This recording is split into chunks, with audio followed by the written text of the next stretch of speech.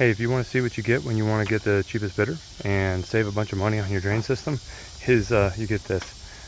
This was installed just like a month ago. That is a pipe that was just buried. There is a trench. This is actually uphill. They put rocks around it, so water really can't get in there. They installed the catch basin.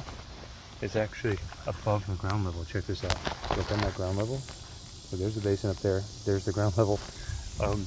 They just put random trenches in different places. There's like a trench running that way. I don't even know where there's a catch basin. There's a pipe running through this catch basin right here. Comes above ground, tees into another trench over there. And then there's another trench running this way. I have no idea what they did. But here's the kicker. So the low point, this is not quite the kicker yet. The low point right here of this area is right there. Now, this is installed a few inches higher, and plus they put a bunch of rock to protect the catch basin from the water. Then they cut the concrete, put it underneath there, and brought it 9 inches uphill, up that direction. It's crazy.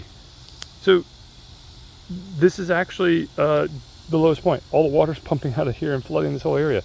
This is what you get, folks, when you have a contractor. They'll give you the cheapest price, and they don't have a laser.